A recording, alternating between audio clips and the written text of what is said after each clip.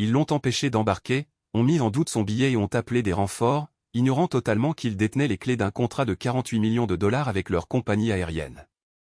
Rien n'était déplacé chez Dorian Brandt ce matin-là, son costume était impeccable, son col parfaitement ajusté sur son cou.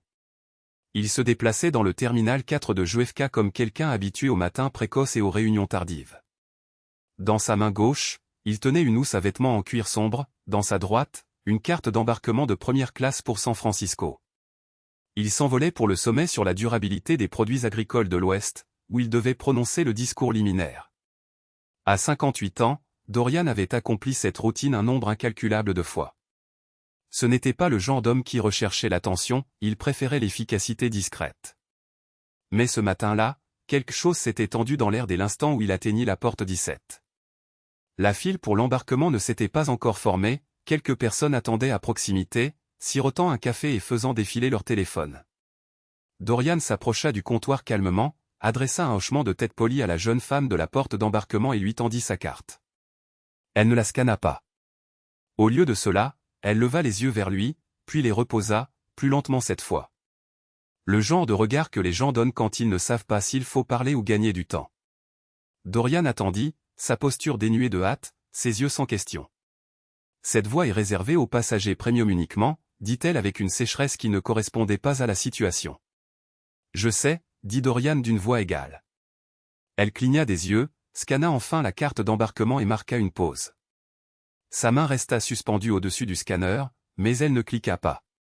Au lieu de cela, elle le regarda de nouveau, puis se tourna vers une collègue derrière elle, lui murmurant quelque chose qui fit que l'autre femme jeta un coup d'œil par-dessus son épaule. Dorian ne broncha pas. Elle se retourna. « Je vais avoir besoin de voir une pièce d'identité, dit-elle. Il pencha la tête très légèrement. On ne demande généralement pas de pièce d'identité en scannant une carte. Y a-t-il un problème ?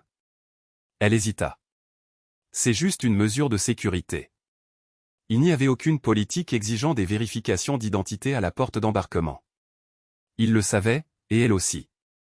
Il sortit son portefeuille de sa poche intérieure, lui tendit son permis de conduire. Elle le tint comme si elle ne savait pas quoi en faire, puis le posa maladroitement sur le comptoir sans rien scanner. Attendez ici un instant. Dorian jeta un œil à la carte, son nom, Dorian Brandt, était clairement imprimé. Il ne dit rien. L'agent de la porte s'éloigna de quelques pas et chuchota à nouveau, cette fois à quelqu'un en uniforme sombre. En quelques instants, un agent de sécurité s'approchait d'eux. Dorian avait déjà vécu cela, pas souvent, mais assez pour reconnaître le brusque passage du professionnalisme à la suspicion, l'instant où quelqu'un décidait qu'il n'avait pas sa place, non pas à cause de ce qu'il avait dit ou fait, mais simplement parce qu'il ne pouvait pas imaginer quelqu'un comme lui en première classe. L'agent de sécurité ne posa pas de questions. Il se tint aux côtés de Dorian sans parler, ses yeux le suivant comme une liste de contrôle d'évaluation des risques. Dorian, toujours calme, recula de la porte et s'écarta de la voie d'embarquement. Il n'allait pas discuter, il n'allait pas élever la voix, il n'allait pas leur donner le spectacle qu'ils espéraient. Au lieu de cela, il plongea la main dans sa poche, sortit son téléphone et passa un seul appel. Il sonna une fois, deux fois, puis « Maggie, c'est moi. J'ai besoin que tu retrouves le contrat de restauration que nous avons signé avec Horizon Air. Il y a 2 semaines. Celui qui couvre leur route de l'Ouest. Oui, je suis à JFK, porte 17. Je patiente. Il resta en ligne. Les yeux fixés droit devant, sans émotion, sans frustration visible. L'agent de la porte d'embarquement jeta un coup d'œil, réalisant qu'il était toujours là. Elle se pencha vers le micro sur le bureau. Nous sommes juste en train de résoudre un problème mineur, dit-elle à la foule de passagers qui commençaient à faire la queue derrière lui. Merci de votre patience. Mais personne n'était patient. Un homme d'affaires en pull gris se pencha pour chuchoter, est-ce qu'il cause des problèmes ou quelque chose ? Dorian l'entendit, il ne se retourna pas. La voix de Maggie revint au téléphone, compris. Tu veux que j'appelle l'entreprise ou non ? Il répondit doucement, signale-le simplement. Je pense qu'ils sont sur le point de reconnaître un problème. Il raccrocha et remit le téléphone dans sa poche. La carte d'embarquement était toujours dans sa main. Il se tenne. Et calmement, comme s'il attendait un ascenseur. Mais cet appel n'était pas pour se plaindre, c'était pour avertir. Dorian Brandt ne portait pas toujours des costumes sur mesure ni ne voyageait en première classe. Il avait grandi à Mansfield, Ohio, dans une maison au plancher doux et au matin plus bruyant. Sa mère, Eunice, travaillait au rayon des fruits et légumes d'une épicerie locale, tandis que son père, Léonard, alternait entre les quarts de nuit à l'usine et les week-ends passés à réparer les voitures des voisins. Il n'avait pas beaucoup, mais il y avait toujours de la nourriture sur la table, et Dorian apprit très tôt que la façon dont on se présente est importante. À 15 ans, il était debout à 5 heures du matin le samedi, aidant sa mère à trier les caisses de fruits et légumes avant l'ouverture du magasin. C'est là qu'il apprit à reconnaître un melon mûr au toucher, à repérer une pomme gâtée à 3 mètres de distance, et surtout, à parler astérisque avec astérisque les gens, pas astérisque à astérisque il y a une différence, et Dorian l'a vite comprise. À 23 ans, il avait obtenu son diplôme en commerce agricole de Kent State et possédait exactement 330 000 $. Sa première entreprise fut un stand de fruits et légumes au bord de la route juste à l'extérieur de Columbus. Il n'avait pas d'employé, pas même d'aide à temps partiel, juste une camionnette empruntée, une tente et assez de détermination pour vendre le maïs sucré comme si c'était de l'or. Le véritable tournant s'est produit au début de sa trentaine, lorsqu'il a repéré une lacune à laquelle personne d'autre ne prêtait attention, des produits cultivés de manière durable, provenant de sources régionales, capables de répondre aux exigences des chaînes d'épicerie sans sacrifier la qualité. Pas de boutique, pas de marché de producteurs, juste de la vraie nourriture, cultivée proprement, livrée rapidement. Brandt Global Foods est né dans un garage loué, avec une seule tournée de livraison et un ordinateur portable qui plantait 2 fois par semaine. Il a traité directement avec des fermes à travers le Midwest et a lentement bâti un réseau. Il a fallu près de 15 ans avant que son entreprise n'obtienne une place à la table des fournisseurs nationaux. Aujourd'hui, Brandt Global Foods approvisionne plus de 30 chaînes d'épicerie haut de gamme, 5 systèmes universitaires et, plus récemment, Horizon Air. La compagnie aérienne était venue le trouver, elle cherchait à réinventer ses repas en vol après une série de mauvaises presses et de sondages clients décevants. Dorian n'a pas fait de présentation, il a écouté, puis leur a proposé un plan, rotation saisonnière de produits, approvisionnement direct de la ferme à la compagnie aérienne et emballage réduisant les déchets de moitié. Ils ont signé un contrat de 48 millions de $. Mais Dorian n'a jamais perdu de vue qui il était. Il ne décorait pas son bureau avec des récompenses ou n'accrochait pas de plaques dans le hall. Si vous entriez dans son immeuble à Dayton, vous verriez des photos encadrées de son stand de produits original et un mur couvert de mots de remerciement d'agriculteurs. Son assistante, Maggie, s'occupait de la logistique, Dorian s'occupait des gens.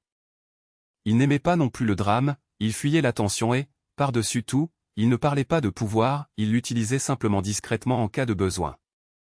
Ainsi, quand l'agent de porte à JFK a scanné son visage davantage que sa carte d'embarquement et que l'agent de sécurité l'a traité comme un problème potentiel au lieu d'un client payant, ce n'était pas seulement un inconvénient.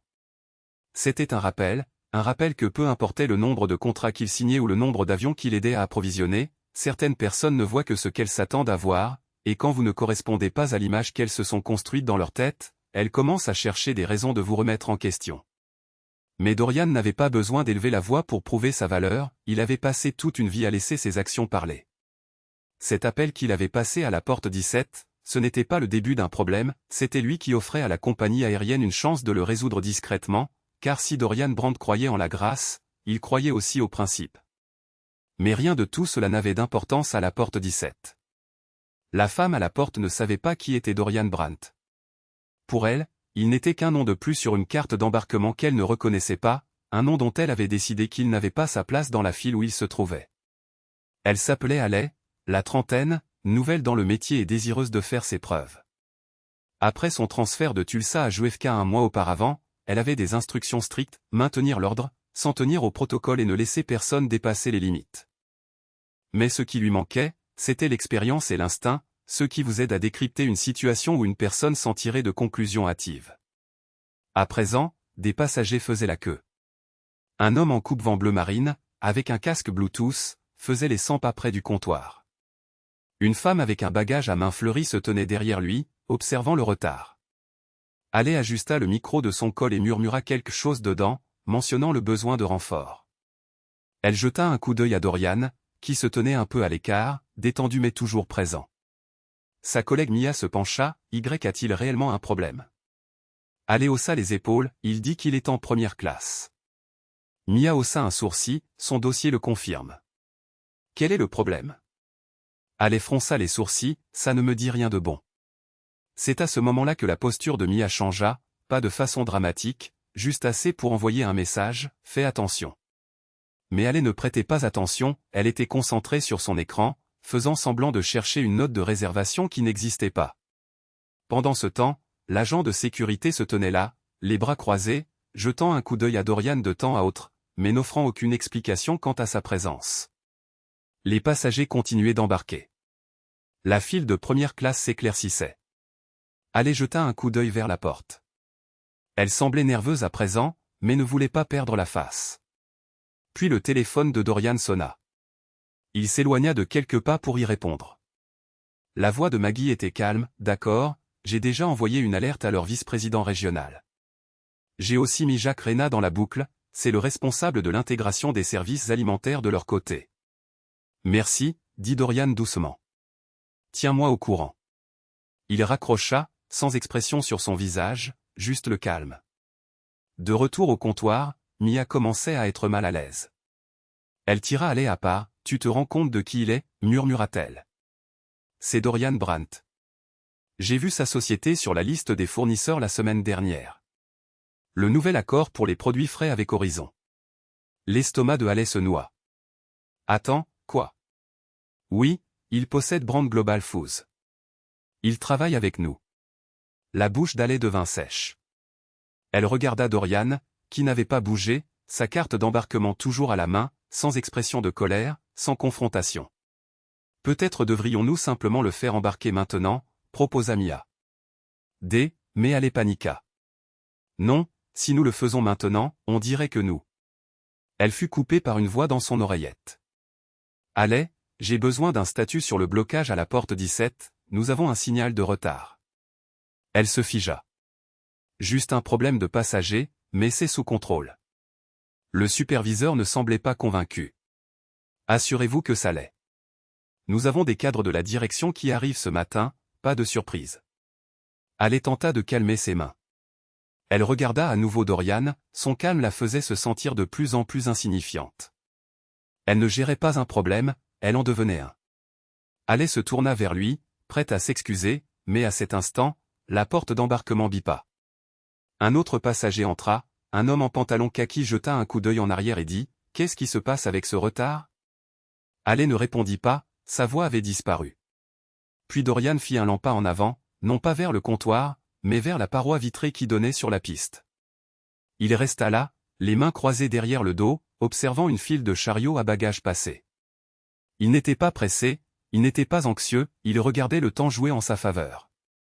Ale, elle, le voyait s'épuiser. Mais les personnes en charge étaient déjà en route. 10 étages au-dessus du terminal de l'aéroport, dans un bureau qui surplombait le tarmac et la silhouette de Manhattan au-delà, Cynthia Reyes était à mi-chemin de son croissant et de son rapport d'opération trimestriel lorsque son téléphone de bureau sonna. Elle ne prenait généralement pas les appels de numéros inconnus, mais celui-ci avait été transféré 2 fois et son assistante l'avait signalé comme urgent. « Ici Cynthia », répondit-elle. « Bonjour Cynthia, Maggie Geller à l'appareil pour Dorian Brandt, PDG de Brand Global Foods. Nous venons d'être alertés d'un incident impliquant Monsieur Brandt à la porte 17. » Cynthia se redressa légèrement. « Quel genre d'incident ? » La voix de Maggie resta professionnelle, votre personnel semble lui avoir refusé l'embarquement malgré son billet de première classe. Nous craignons que cela ne dégénère. Cynthia ne perdit pas de temps à demander des détails. Elle avait vu le nom de Dorian suffisamment de fois pour connaître les enjeux.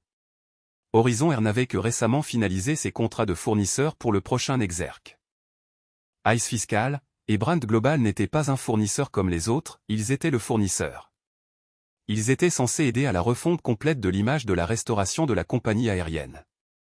Après une campagne désastreuse sur les réseaux sociaux qui avait exposé leurs repas surgelés et leurs emballages gaspilleurs, ce n'était pas seulement un mauvais service client, c'était un incendie en direct dans une pièce pleine de gaz. « Je m'en occupe », dit Cynthia rapidement, se levant et faisant signe à son assistante.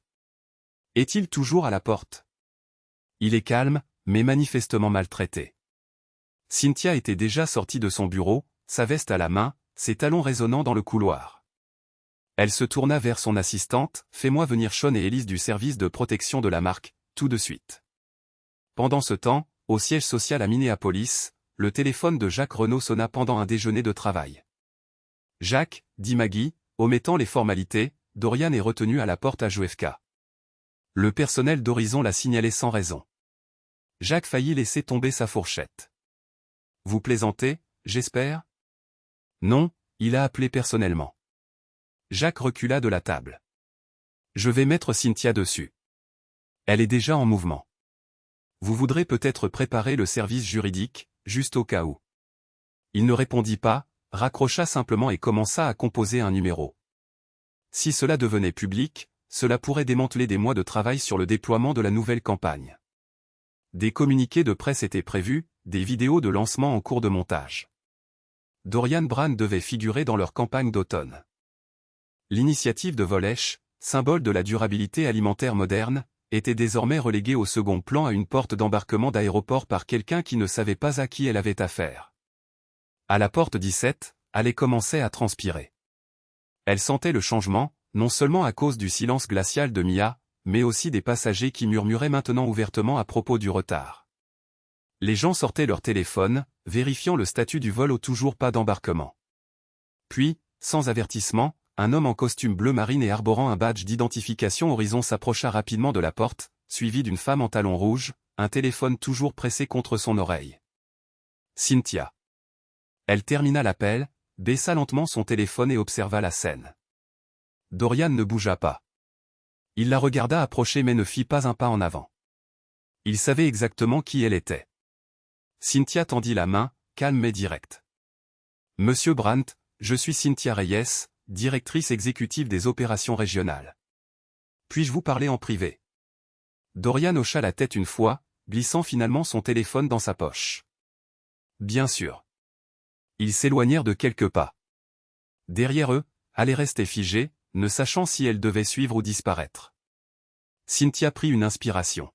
« Monsieur Brandt, au nom d'Horizon Air, je tiens à vous présenter mes excuses.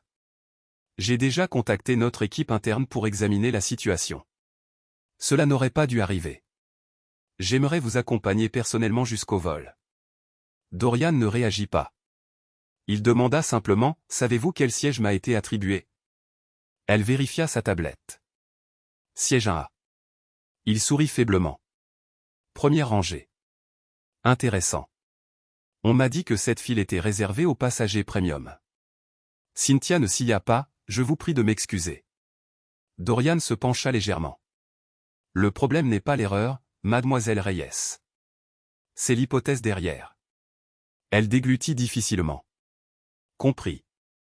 Mais Dorian ne cherchait pas à se venger, il attendait la vérité. Allais se tenait derrière le comptoir d'embarquement, immobile. Son casque était toujours accroché à son col, mais elle ne parlait plus dedans. Elle observait Cynthia et Dorian, debout à quelques mètres.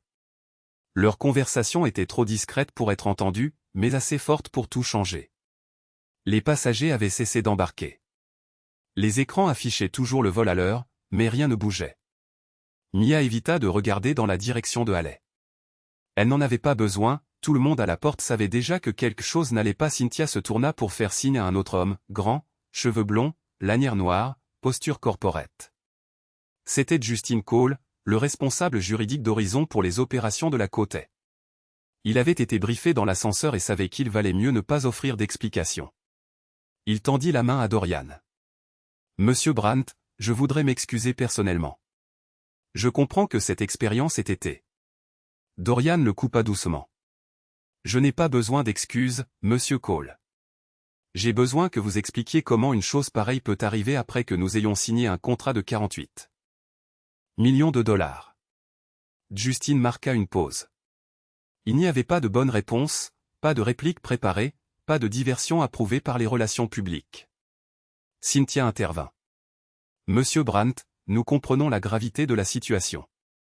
Nous réexaminons la conduite de notre personnel et nos procédures de formation à la sensibilité, mais nous tenons également à vous assurer que cela ne reflète pas nos valeurs. » Dorian haussa un sourcil. « Vous voulez dire que cela ne reflète pas les valeurs de l'entreprise ou que cela ne reflète pas le jugement de l'agent d'embarquement ?» Cynthia ne répondit pas. Il fit un geste vers Allais, qui semblait maintenant vouloir disparaître derrière le comptoir. Elle a vu un homme bien habillé avec un billet premium et a supposé qu'il était dans la mauvaise file. J'ai appelé la sécurité non pas une fois, mais à plusieurs reprises, et la situation a dégénéré. Au moment où j'ai posé une question, vous n'avez pas à m'expliquer de quoi il s'agit, je l'ai vécu. Justine s'éclaircit la gorge. Nous sommes prêts à vous présenter des excuses officielles, si vous le souhaitez, en privé ou en public. Le visage de Dorian ne changea pas, vous pensez que je suis ici pour des excuses? Ils hésitèrent. Il plongea la main dans sa housse à vêtements et en sortit une mince chemise cartonnée. Pas de chichi, juste des papiers. Ceci est une copie signée de notre contrat. Ma compagnie fournit désormais tous les produits frais sur vos routes de l'Ouest et du Midwest. Cela inclut, soit dit en passant, les produits utilisés dans vos services de salon premium. Alors, quand je dis que la personne bloquée à la porte est votre marque, je le pense littéralement. Il tendit le dossier à Cynthia, qui le reçut comme un poids. Je ne veux pas de tweet, je ne veux pas de lettres. Je veux mieux. Parce que la prochaine personne que vous traiterez comme un risque pour la sécurité, alors qu'elle n'aura absolument rien fait, pourrait ne pas avoir de ligne directe avec votre vice-président. Silence. Les passagers proches recommencèrent à chuchoter. Une femme dans la file de la classe affaires sortit son téléphone, feignant de le consulter mais enregistrant clairement. Justine se tortilla, mal à l'aise. Nous allons lancer un examen immédiat et apporter les ajustements de personnel nécessaires. Vous avez ma parole. Dorian regarda sa montre. Bien. Alors nous pouvons tous reprendre le cours de notre journée. Avant que Cynthia ne puisse l'escorter à bord, il se tourna légèrement et regarda Haley. Elle paraissait pâle, tenant maintenant son badge à deux mains comme un bouclier. Dorian la fixa un instant, non pas avec colère, mais avec quelque chose de pire, de la déception. Il ne lui parla pas, il n'en avait pas besoin. Cynthia fit signe au personnel de bord, qui commença à débloquer la porte d'embarquement. Dorian fut conduit sur la passerelle, Justine le suivant discrètement. De retour à la porte, Mia s'approcha d'Haley. « Tu ne comprends pas, dit-elle à voix basse. La compagnie de cet homme met de la nourriture sur la moitié des plateaux que vous servez en première classe. » Haley ne répondit pas, mais le vrai moment ne fut pas dans cette conversation. Ce fut ce qui vint ensuite. Le personnel de cabine avait déjà été briefé. Alors que Dorian montait dans l'avion, il fut accueilli non pas avec le sourire robotique habituel, mais avec un niveau d'attention qui ressemblait davantage à des excuses silencieuses. Un agent de bord nommé Jordan proposa de prendre sa housse à vêtements, et un autre lui apporta immédiatement une bouteille d'eau sans qu'il la demande. « Monsieur Brandt, si vous avez besoin de quoi que ce soit avant le décollage, dit Jordan presque sous son souffle, dites un mot. » Dorian ne réagit pas beaucoup, il n'était pas intéressé par les gestes.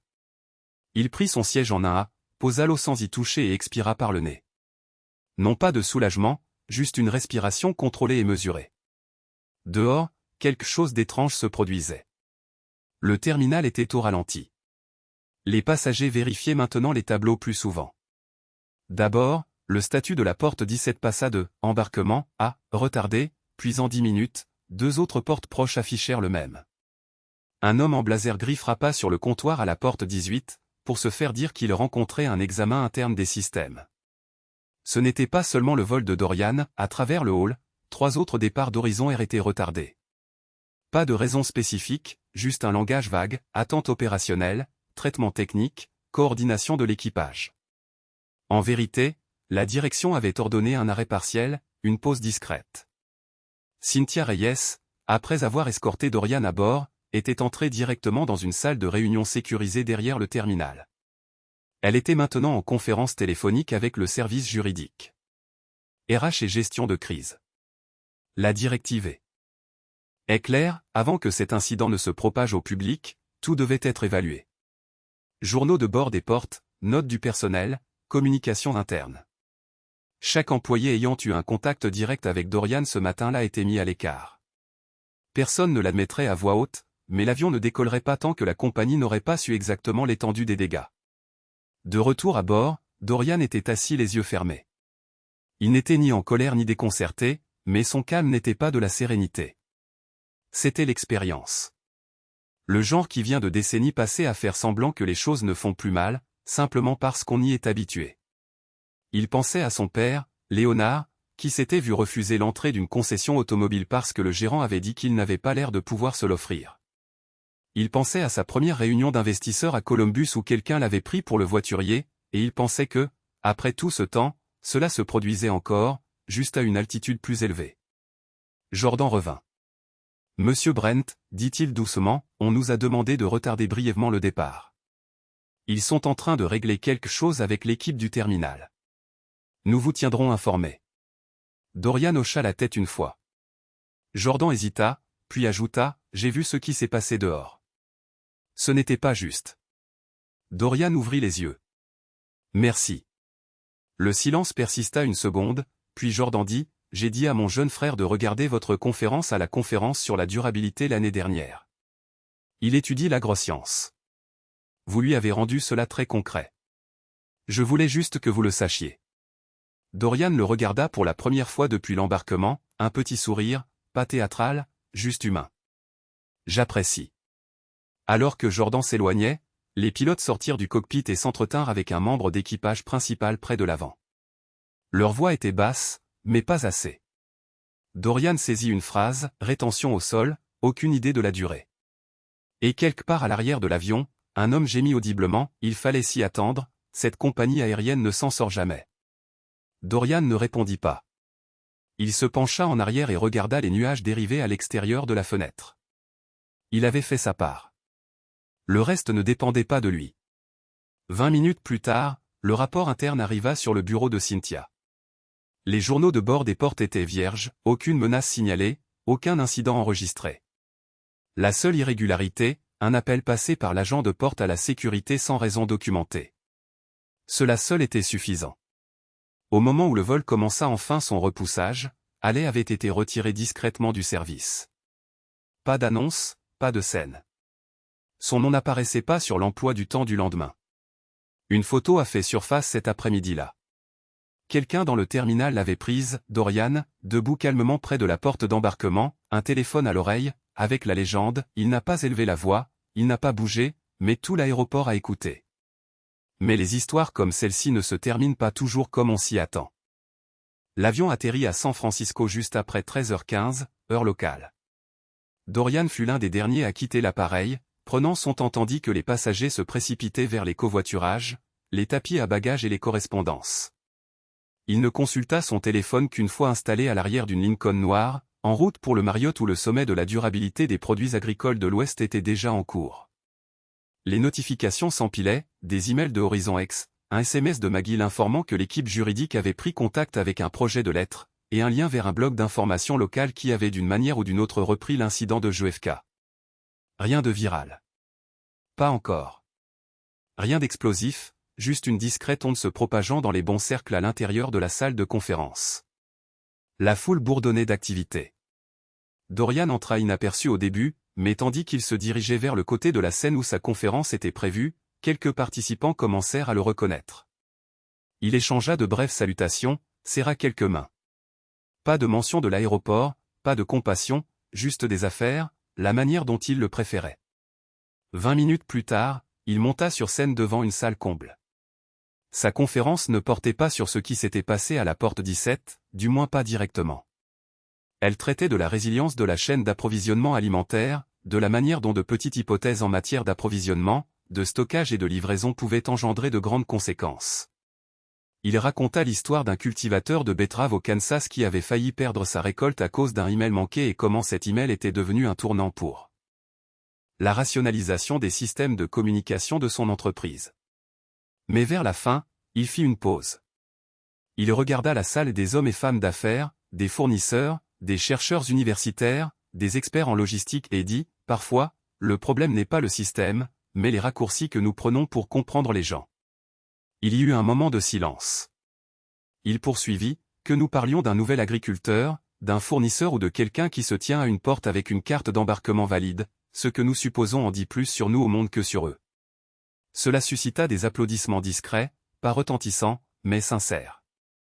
Après, alors que Dorian quittait la scène, un homme d'une entreprise de distribution de Seattle l'arrêta et dit, « Eh, ce que vous avez dit sur les raccourcis m'a touché plus profondément que je ne l'aurais cru. » Dorian sourit, c'est là que le mal commence, dans les raccourcis.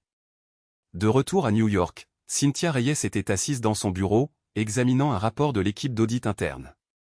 Le dossier de Haley avait été signalé, mais Dorian n'avait pas demandé son licenciement, il n'avait pas réclamé de compensation, il n'avait même pas répondu à l'offre d'excuses écrite à partager publiquement.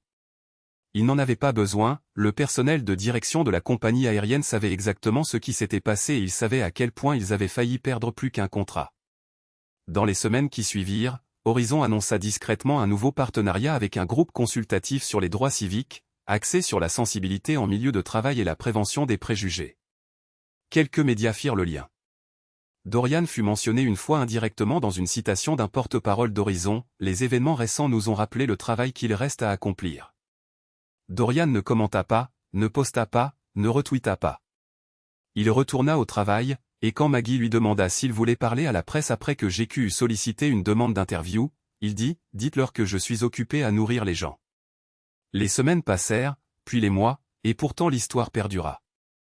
Non pas parce qu'elle avait explosé en ligne, mais parce que les gens s'en souvenaient. Les personnes qui étaient dans le terminal ce matin-là la racontaient lors de dîner. Ceux qui avaient vu la photo de lui, immobile, un téléphone à l'oreille, commencèrent à l'utiliser dans des présentations sur le leadership silencieux. Les employés d'Horizon Air en chuchotaient dans les salles de pause. Les agents de porte commencèrent à y réfléchir à 2 fois avant de faire des suppositions, avant de prendre un casque, avant d'appeler des renforts sans raison. Et quelque part en Ohio, une épicière à la retraite nommée Eunice Brandt lut l'article en ligne, sourit à elle-même et dit à voix haute dans sa cuisine, « C'est mon fils. » Parfois, la chose la plus forte que vous puissiez dire, c'est de ne rien dire. Si cette histoire vous a marqué, abonnez-vous pour plus d'histoires qui comptent.